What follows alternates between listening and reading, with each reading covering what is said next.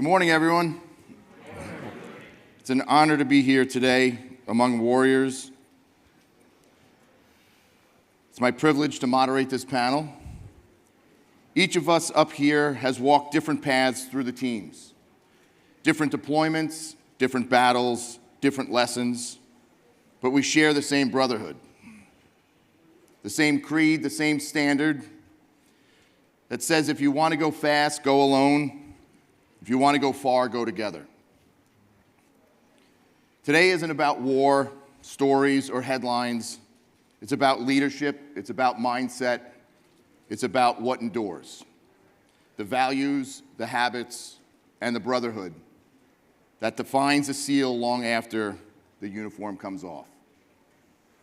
So my goal as moderator is simple: to pull out the stories and insights that remind us of what excellence looks like under pressure. And those lessons translate beyond the teams, whether in business, family, and faith. Please join me in welcoming our panel. Kaj Larsen,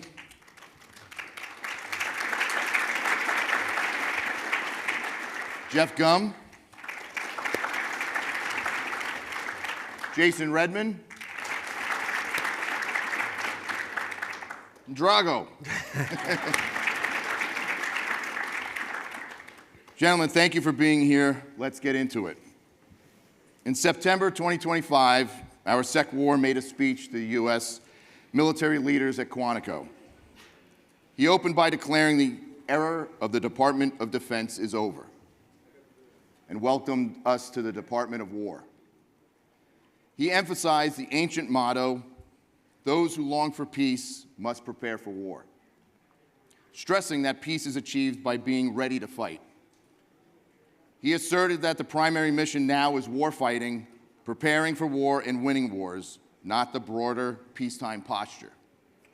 He called for a return to high uniform standards, physical fitness, weapons proficiency, combat readiness, regardless of rank or gender, when the role demands physical power. I would like to ask the panel to discuss their outlook and thoughts on the Secretary of War's speech. I would like to start with Drago. Thank you. Oh, well, I'm still better with bullets and guns than with words and sentences. You can hear from my accent. But, well, today when you open news, the fake news media, the first thing you will hear most likely about the dudes in dresses. But that's really that's of the part of the changes that the Secretary of War is talking about bringing up to our military. The more important thing, as important, and especially speaking to my heart, is the changes in the standard, making the other standard back again valid and important, making our combat effectiveness important, put in the first place. Because military is not the place for social experiments, nor the therapy camp for mentally ill people. This is something that's designed to fighting the war and winning the war. So for me, this is very important. And I'm thinking now, like standing online and facing enemy, I understand, I know that I may be killed defending America, defending everything that is precious to me, but I'm okay with it. I just don't want to worry, look behind my back, knowing that some mentally ill dude in dress wielding the loaded gun behind my back is just, I don't need that worry, I don't need these things. And Secretary of War is actually fixing it, removing that stuff. So for me, it is very important. And another thing too, please remember, because you guys will replace us, the new generation coming up, as we are stepping in the shadows, you will be standing at the helm of our nation, our military. So our safety, our family's safety, our country's safety will depend on your actions. Please remember that uneducated tolerance is as dangerous as intolerance. It is okay to be intolerant. We should never tolerate things that are detrimental or dangerous to our country, our military, or our families. So if you take anything from what I say here, please remember that. That's what I have. Jay, would you like to expand on that in any way? What were your thoughts on the Sec War speech? Yeah, I really applaud this. I was thankful for it. You know, when you think of an idea, you know, defense, while it's a good thing, it also can lead to, we can create walls. Think about this. You could create walls around your house or around a compound, but walls give you a false sense of security, and it at times can allow you to become soft within those walls, and I think that's one of the part of the problems. It is the individuals who understand that with defense, there also comes a good offense. And hopefully you never have to use that offense, but it is critical to project it and to go out and execute those things. Two really quick stories. Those of you who are in the next generation of our warfighters, there is amazing opportunities that the military presents to all of us. Education and all these things, but make no mistake, our military exists to take the fight to our enemies, and it is critical to project this strength. Years ago, when I was in E6, I went to some Navy educational training, and I think I was the only SEAL in that class. And I remember there was a class that we had on warfighting and combat and crisis leadership, and there were individuals in the class who said, we don't need to do this. This is pre-9/11, guys. It actually was only a couple months prior to the Cole attack. And I remember I was flabbergasted. I was like, what are you guys talking about? We exist in the military to be ready to fight. And it is critical that we must train and have a mindset of going into combat and be ready to do that at any moment. And many of the individuals who were in that class were like, that's never going to happen. It was a soft, it was a defensive mindset. And only 2 months later, the Cole happened. You don't know when something is going to happen.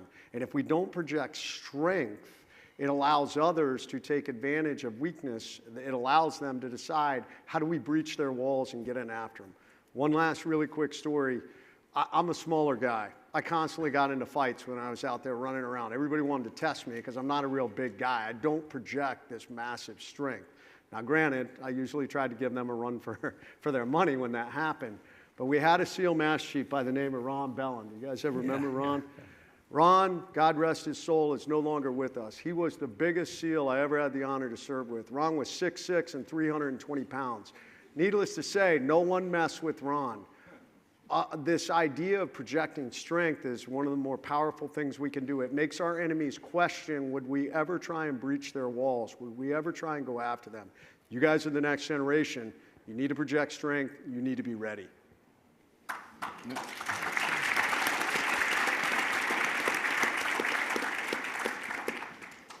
I love the focus on lethality that Pete Hegseth has talked about.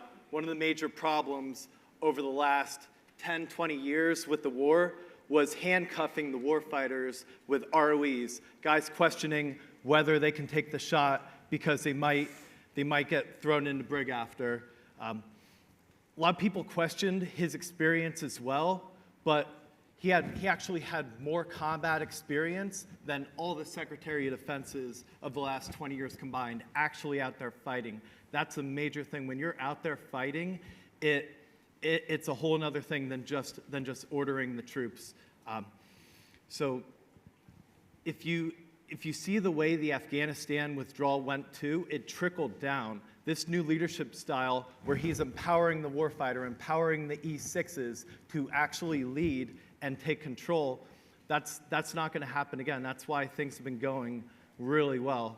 So I love seeing the standards raised. I've actually seen the pull-ups go back up to where they had been on the SEAL physical screening test. They were trying to lower it before. They were trying to just let people in more easily. And we have a serious standard to take.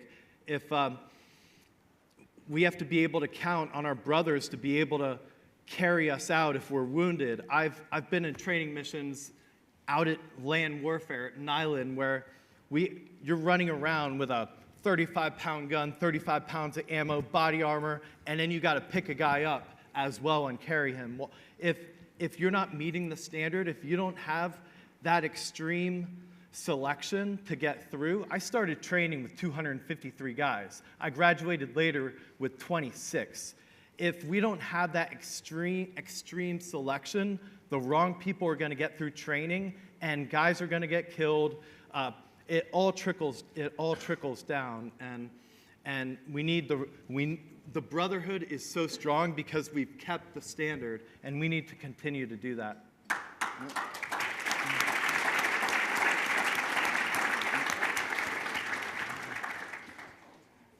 Well, first of all, I want to say it's a true honor to be up here with my brothers in arms.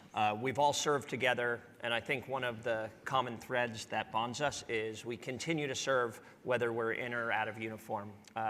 It's also an honor to be here with all of you. I can remember being a midshipman and sitting in rooms like this and looking at people who had been downrange before, and that being inspirational, important, and motivational to my own journey. When I think about us up here, we in the SEAL teams always say that we stand on the shoulders of giants, and it's our forefathers who went before us who really paved the way for us to do great things in the global war on terror. When it comes to Secretary Hegseth, I think there's a couple important things and values to understand. In any organization, it's the job of the leader, of those at the top, to set the culture of the organization. And Pete has reframed the culture of what was the Department of Defense, now the Department of War. He has reframed the culture to one that's focused on warfighting. And as a leader in any organization, whether you're leading men in combat, whether you're leading in your civilian careers, in a professional context, or even in your personal life, when you're at inflection points, when things are going not the way that you want them to go, you have to return to first principles. And I think what Secretary Hegseth has done is he's reoriented us to that first principle of warfighting. We have one primary job in the military. We have an endless amount of secondary and tertiary missions that must be executed. They must be executed well. But first and foremost, we have to remember our North Star, and that's to go out and to do the nation's work and to kill our enemies. And if you are not lightning focused on that priority, you see things start to fray. So I encourage you in all of your endeavors in life, there's always going to be contingency planning that's required. But at any inflection point, at any decision point, if you return to that first principle, which is your North Star, the organization's North Star, you are going to be better off than if you allow yourself to be distracted. And I think the primary thing that Pete has done is he has reminded us all of that North Star. The whole reason we put on the uniform in the first place is to defend our nation. The second part that comes with us, if you're clear in your values and your principles, the organization tends to coalesce around that. But it doesn't happen by proclamation. I think the reason that it's been effective within the Department of War is that Pete lives these values. Truth be told, everybody here on this panel actually knows Secretary Hegseth. Jeff and I have had the honor of swimming, and Jason have had the honor, and Chris now, have all had the honor of swimming around the Statue of Liberty with Secretary Hegseth to support the Navy SEAL Foundation. I was his swim buddy for 3 years in a row, and here's what I want to tell you about Pete the man, not Secretary Hegseth, the Secretary of War. Pete is many things. He is a courageous warrior. He is grounded in his values and his ethics. He has demonstrated courage under fire. He's demonstrated toughness. He's an outstanding communicator. And he is an all-around excellent human being. I think everybody up here can attest to that. One thing Pete is not is a good swimmer. In fact, better now, though. He essentially almost drowned when swimming around the Statue of Liberty. And in probably my high water mark of my military career, at some point halfway around the Statue of Liberty, when the currents had switched and the 4 knots were coming against us, I had to tell the secretary, Pete, this is going to be embarrassing, but you're going to have to just hold on to my shorts, and I'm just going to tow you around the statue here. But what does that little funny anecdote tell us about the Secretary of War? It tells us that he is a man of tremendous courage. Here is an Army officer who is willing to jump in with a group of 100 Navy SEALs and swim and compete against them when he can barely swim himself. Kaj, He came back the next year. he did. But Kaj, tell him how long of a swim. It's not across a pool. Right? Yeah. So it wasn't like he jumped in and followed the little black line at the bottom of the pool. He jumped in with me to swim a 3.5 mile swim, starting in New Jersey, around the Statue of Liberty, ending at what was formerly the World Trade Center or the Freedom Tower now, to symbolize the wars that we all fought after 9/11. And for me, the reason Pete has been able to be effective as secretary, the reason he's been able to course correct the culture back to one that was focused on warfighting and lethality, is because he lives those values himself. And I think that's the most important takeaway for any leader. Okay.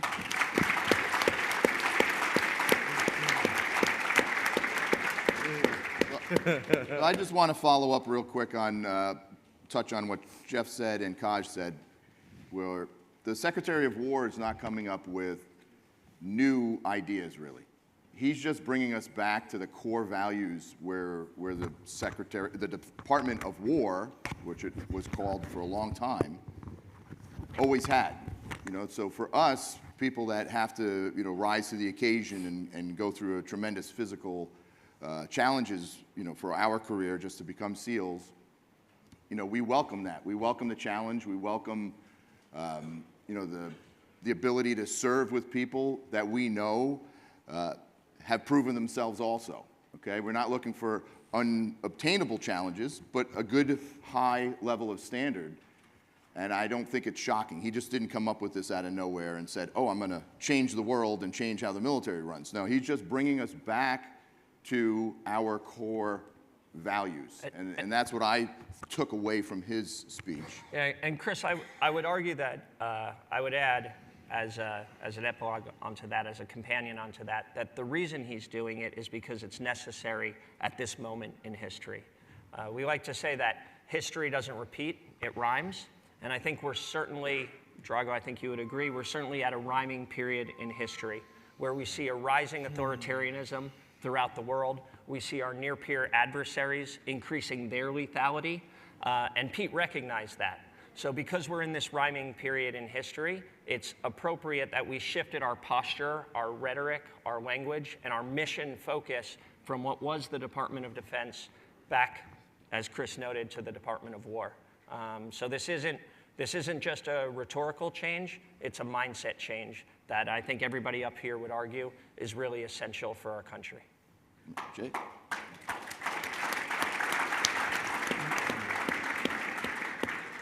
And that mindset and that posture carries forward. If you look at our past, since World War II, I mean, whether you like President Trump or not, I'm personally a fan, we moved forward from that point, thank you. We moved forward. After World War II, we went forward and we eradicated this threat that we faced, Nazism and Japanese imperialism at that time. And we eradicated it. That was the thing. We pressed it until they were unwilling to fight again. We haven't done that in any war since. The wars get messy, and unfortunately it gets difficult because we do. It is a sacrifice of our most precious treasures, our people. It's our sons and daughters, and now I'm moving to that point. I have sons and daughters that age. But that being said, it is critical that if we are going to war, if our nation decides we must go to war against one of our adversaries, we must force that and we must push it. We must give the rules of engagement that are necessary, but it is, in my opinion, to eradicate and eliminate the enemy's will to fight. Afghanistan is a perfect example. We should have chased out the Taliban to the ends of the earth. When they kept slipping back into Pakistan, our nation should have said, go into Pakistan, hunt them down, and kill them, and that is what we should have done. We should have never given up Bagram. It is this mindset that enables us to drive forward. That causes our enemies and our adversaries to say, I don't want to fight the United States military, because they will never back down, they will never relent, and that's not the message we've been sending in these last several decades. Well, thank you. That's perfectly said. Would you like to add anything? Oh, good. So something that I love about coming here every year, and I think I am going to mirror everything you guys would say, is us seeing all of the guys and girls from World War II, Korea, Vietnam, all of these heroic people that were our people that we looked up to, you know, and to see them and to hear their stories, and then to see all the young faces that are here that give us hope, re-energize us. This is a really good weekend. I know Jay's been speaking for 16 days straight, you know, flying all over the, you know, God's creation here, but he still made time to make it here today for us, and he probably feels the same way. It's like we come here, we get to see everybody, meet everybody, learn each other's stories and history, and then we leave changed. And I think I leave re-energized every year, and I look forward to this every year, moderating the panel, seeing my brothers, and meeting all of you. So.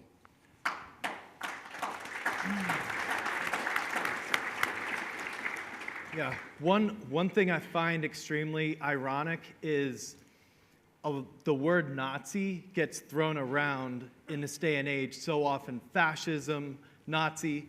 99.9% of Americans have never seen a Nazi and never seen fascism. But there's people in this room that fought tooth and nail against the Nazis when it controlled all of Europe 80 years ago. It's hard to imagine nearly all of Europe being controlled by Nazis, and the heroes in this room fought it and saved Europe basically, and saved it from moving all the way around the world. And just unbelievable that the word gets thrown around like that now. Well, thank you for bringing that up, because that's going to just quickly spark something that I would like to share with everybody.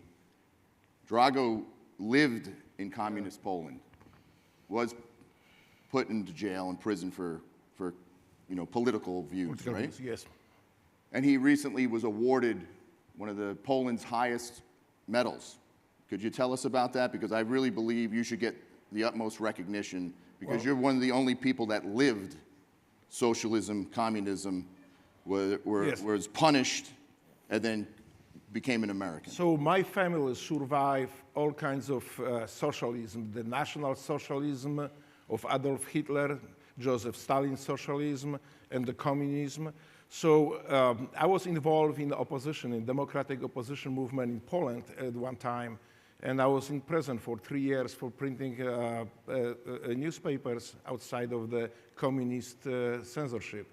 So 2 weeks, I think 3 weeks ago, I came back from Poland because I was awarded by President of Poland, so-called Cross of Freedom and Solidarity, for fighting communism in Poland at the time.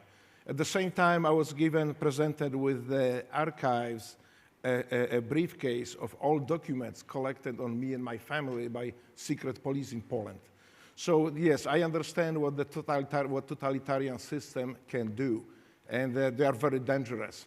So I think it is important for us, when we look across aisle, the people who vote differently than us, just to see a human being. Do not see somebody who you despise, you don't like. They might have a different views, but this is great about America. You can have a different views, you can voice it without the fear.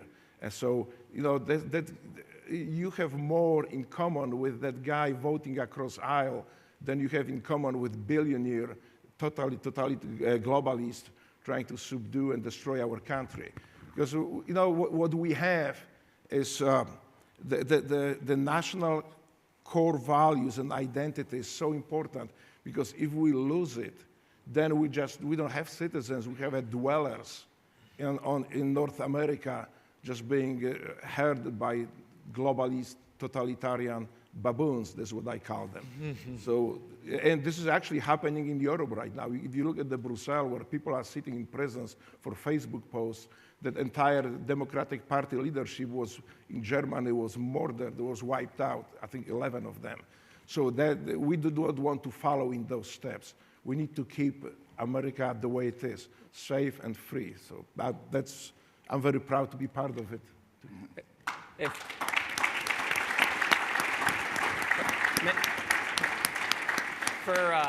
For those in the audience who don't know my teammate Drago is a legend in our community. He is the quintessential walking example of the idea that hard times make hard men. And, you know, whatever, those years in I just Poland- want to be always like these guys.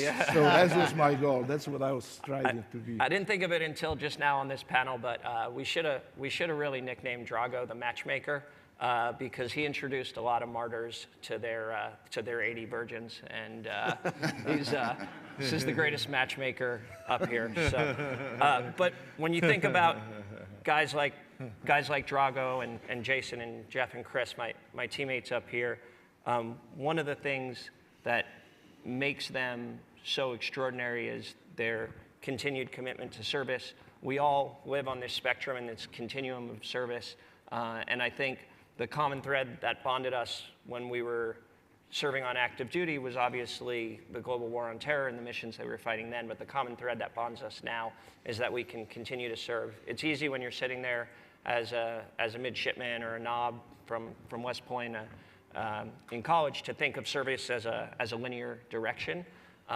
It's linear only in the sense that the line keeps going, right? In reality, it's a circuitous journey. Like it can be in and out of service, in and out of uniform. I've been both active duty, reserve, back to reserve. And I think you should think about your service, your future service, as not your service commitment, but as a lifelong commitment to the idea of protecting and helping ensure the values that you joined for in the first place. Excellent.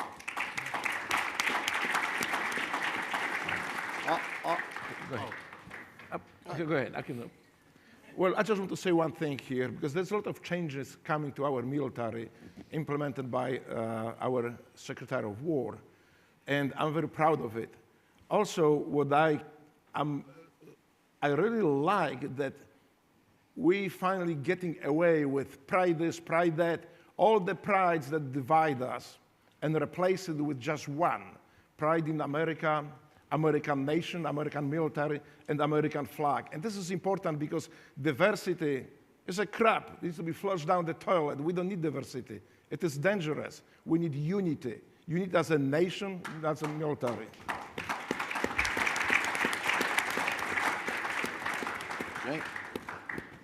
Yeah, I was just going to say an extension of that is your service. What Kaj said is for all of you from the service academies, you will go forward. You will not just be the future leaders in our military. You will go on, many of you, to be future leaders of our nation. You will run companies. You will be leaders in your communities. Many of you will go on to political careers. It's critical to understand that your service doesn't extend until the moment you take that last breath. And the future of America is dependent on every one of you leading and never stopping leading for the rest of your life. We need you out there. We need you to be successful because that creates ripple effects across our country. I feel like some of the division we're having in our nation right now, we need all of our veterans to unite with a singular focus on America still is an amazing place. The American dream is still very much alive. And I think our veterans cannot sit back. I meet many of them who have said, well, I'm frustrated with the way the world's going, so I'm going to sit back. I want a cabin in Montana and just be off the grid. That's bullshit. Like, we need you out in this country leading, and you guys are on the verge of stepping forward to do that. You need to do it in your military career, and then you need to take that back to your communities and set the example in your families, in your communities, in your businesses, and continue that moving forward for the next 250 years. Booyah. I don't know if you say any better than that, brother. Booyah, Jay. I would like to open up the floor now for questions. Any questions? I can't see through these lights, so.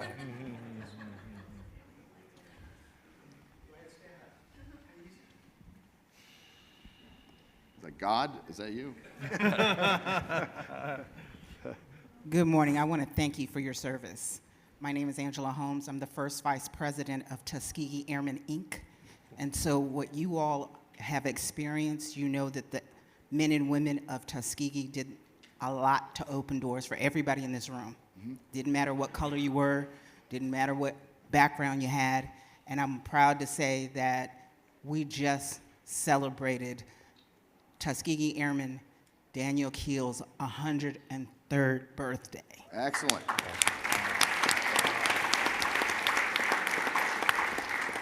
So I like the point that the gentleman just said about coming back to the community. I'm the daughter of a Vietnam veteran, and I am a very advocate community person representing active duty retirees. Excuse me. And so you have to think in that space. You're in the military, yes, but you have to share with the community what it is you're doing serving America. Thank you. Thank you. Agreed.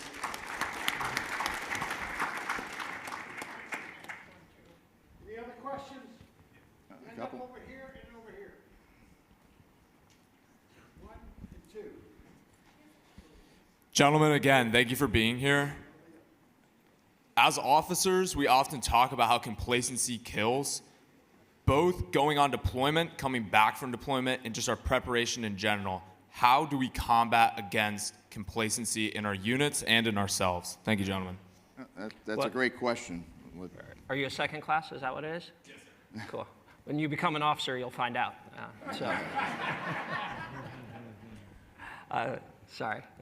You know, you got to keep you humble. No, I was in your shoes. I'm super proud of you. What was the question? How do we combat complacency in our units? It starts with you. That is the reality. Make no mistake for any of you. So often leadership, we focus on the way we influence others around us when oftentimes many leaders forget that you are the most important person you will ever lead. Every single day, you better show up ready, physically, mentally, emotionally. Everything you do, you need to set the standard. Now, understand this. There are others who are going to be better than you in certain things. They may be better runners. They may be more organized. You better figure out how to be the elite version of you, and that's going to motivate and inspire the individuals around you. Lean on the experts around you. Lean on those amazing enlisted people, but your most important job you will ever do is leading yourself. People will follow you if you give them a reason to. That makes sure we have the ability that people want to follow you. They want to be a part of it. We then provide them the guidance. We provide them the mission. We provide them the training. And you hold the standard and you enforce it with all the people around you. Well said, Jay.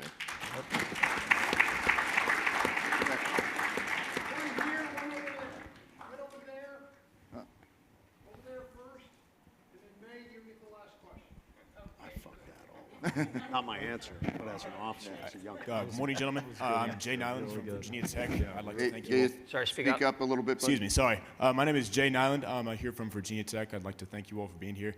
So my question is for the whole panel. There's a quote by Alexander Hamilton that says, "If you stand for nothing, you fall for everything." And I was wondering how you guys could weigh into how this quote especially weighs into us as officers, as a nation, unity, like Drago said, especially in these uncertain times. Well, do you mind if I hit that one? Sitting up here today, we're able to voice our opinions a little better than a few years ago, okay? So it's the people that take a stand and stand up and make those hard fights and hard decisions and draw the line in the sand where their beliefs are, right? So if you just are complacent and just fall in line for everything, you're never going to stand up for what you believe in and what's right.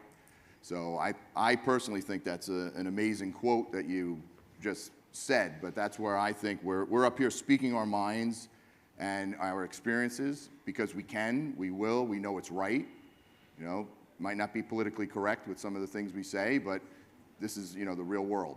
So I don't know if anyone else wants to touch base on that. Yeah, I want to point to an example is Pete Hegseth. He was kicked out of the military because of his political views and because they thought he was actually going to stop January 6th and everything with that.